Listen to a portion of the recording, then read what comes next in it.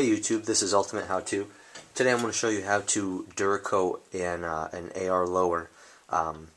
Really this is the same process that you can use to Duracoat anything, but today I'm just going to do it on this lower that I have. So let's go ahead, and first step that we got to do is we have to clean the piece, make sure that there's no grease and debris on it. So to do that, you're going to use this True Strip degreaser, and you're going to spray it real nice. Actually, before that, you should kind of scuff it up a little bit with this pad that they give you.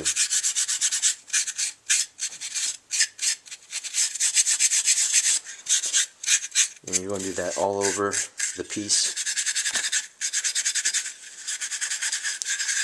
This is a polymer piece, so it really doesn't matter too much.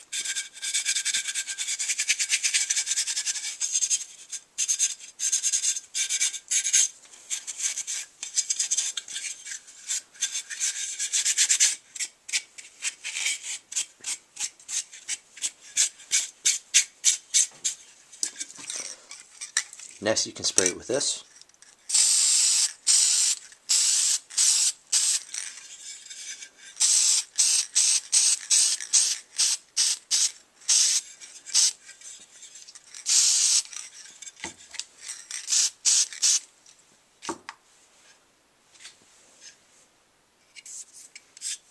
That's going to help to get some of the grime off of it.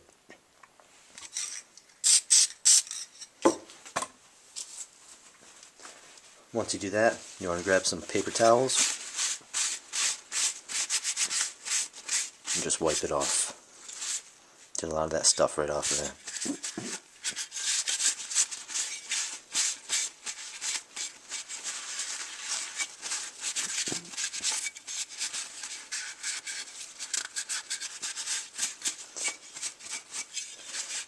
That's step one. Once you're done with that, you want to tape off the parts that you don't want paint to get in. All these parts in here, especially these holes, because the tolerances can be pretty tight, especially on a polymer lower like this.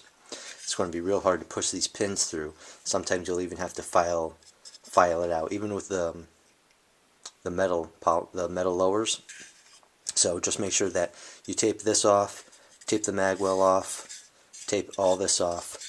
Tape the thread off, because that Duracoat it can get on thick, and it's really hard to get off. It's actually kind of impossible to get off. So just tape it off real good, and that's going to be step number 2.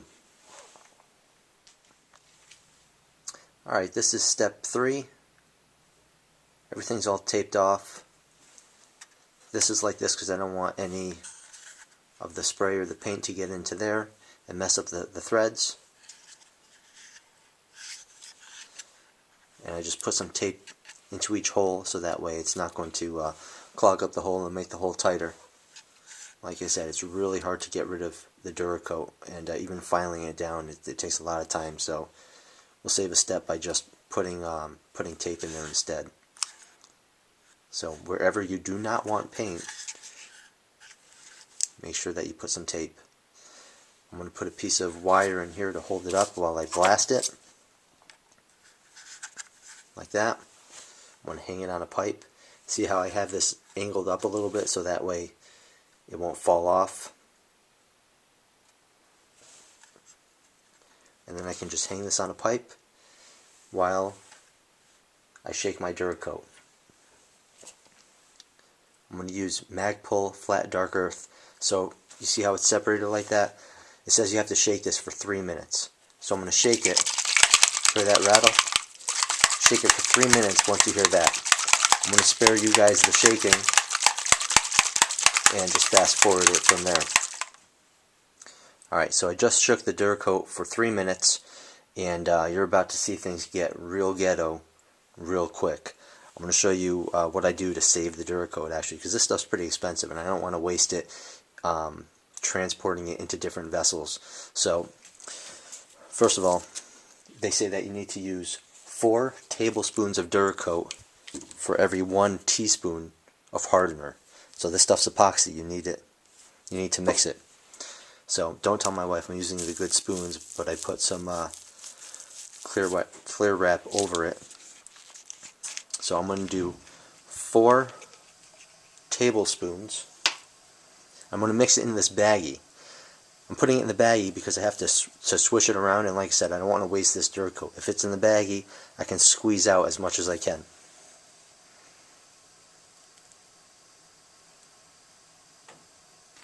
One, two,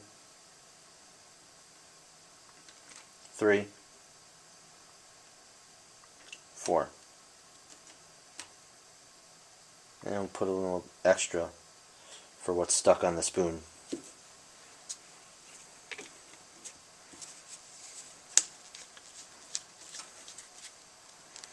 I'm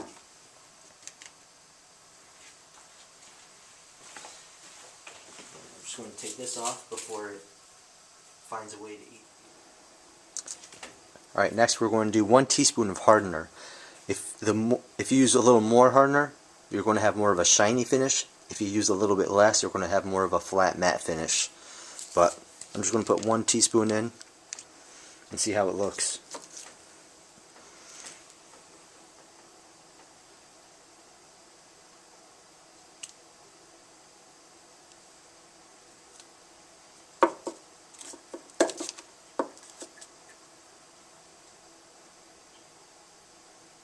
It's pretty thick.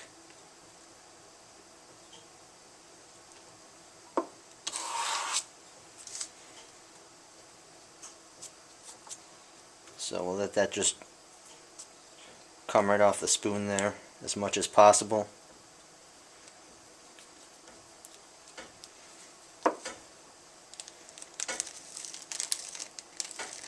Just like that. And now we're ready for the next step.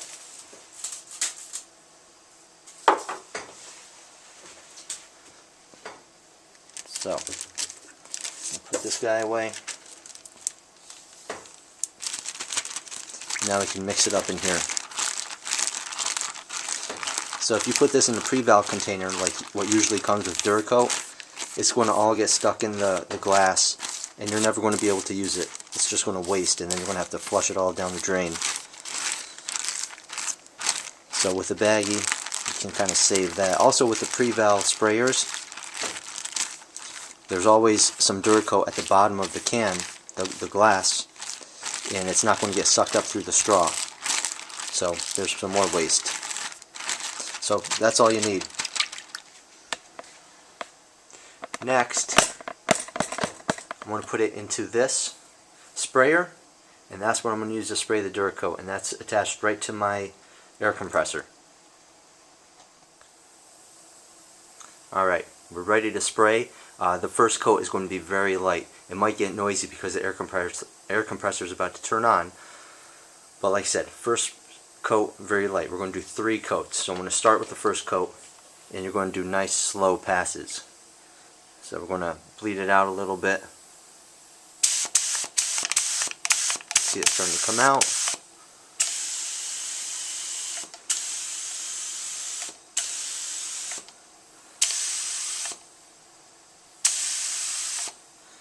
Good.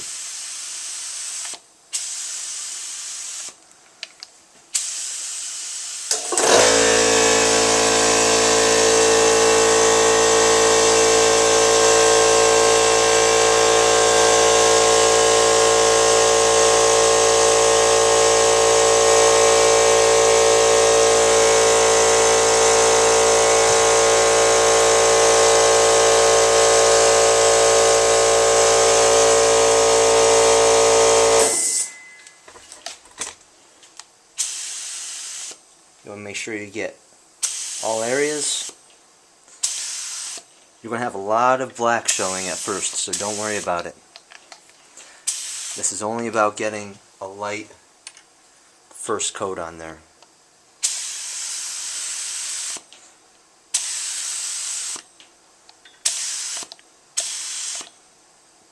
And that's it. That's all I'm going to do. Maybe you can see that there's a lot of black on there. But as that dries, it's actually going to spread a little bit. If you need to, you can even put Duracoat reducer in there.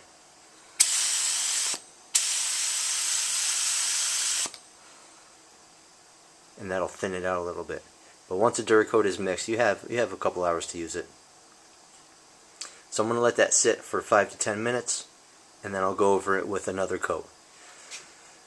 We'll do 3 coats, maybe even 4 if there's a lot of if there's some spots left over. That's more for touch-up.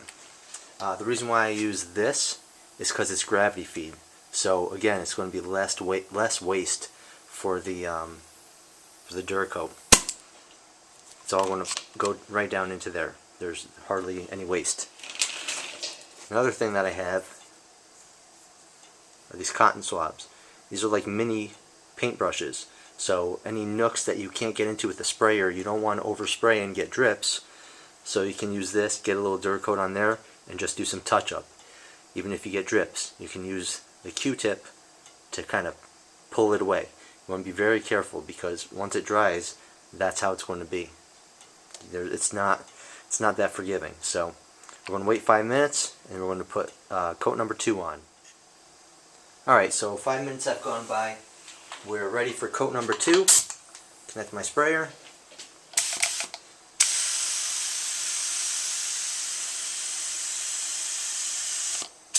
Coat 2 can go a little bit heavier. Slow, long sprays.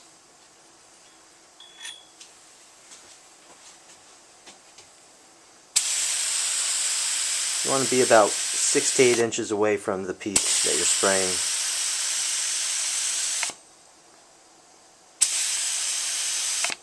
Be careful not to get any drips.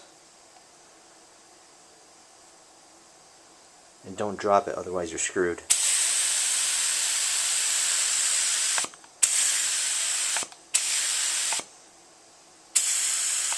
Up there in the trigger guard, you're probably going to end up using the Q-tip because there's some nooks and crannies in there that are harder to get.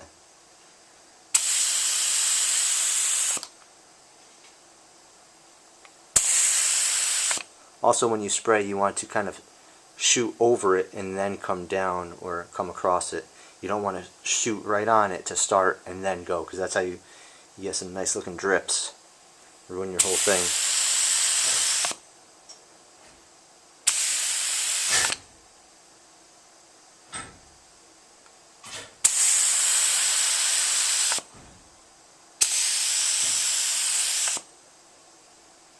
Alright, that'll do it for coat number 2. 5 more minutes, coat number 3. Alright, so now we're going to do coat number 3. I'm probably going to do a few more coats because it's not, I have it set so it's not spraying a lot, but you actually get a better finish that way. It's going to come out beautiful. So let's do coat number 3.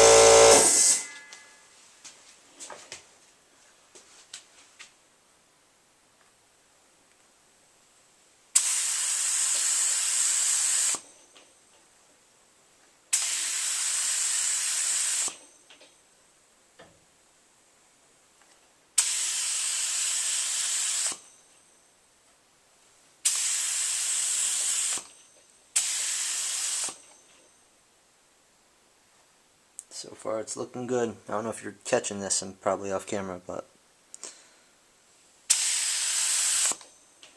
not too many missed spots so far, so we're going to do some touch-up work afterwards. It's not going to be too bad.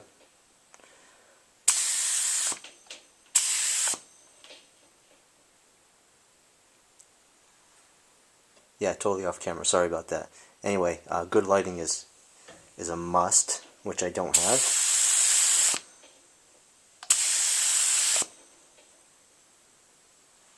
See all these little nooks and crannies right here? That's where you want to get. Things like an English muffin. Alright, I'm going to grab a light. I'm going to inspect it real close. And then I'll turn this camera back on.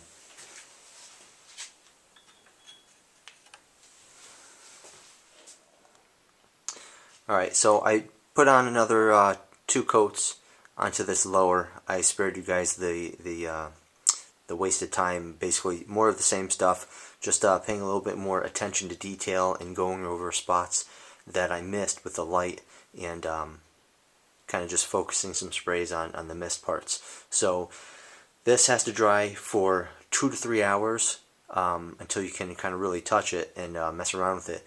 You don't want to apply, start putting it together with any parts or anything for 24 hours, and then it says 3 weeks until it's actually fully cured.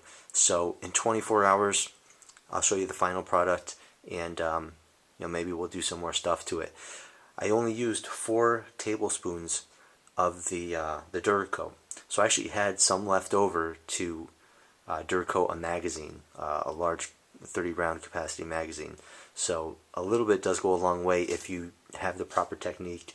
And like I said, the techniques that I was using, that I showed you, the ghetto techniques, help you to save a lot of it. If I was using the Preval sprayer, I would probably have to use 6 or 8 tablespoons to do just this lower.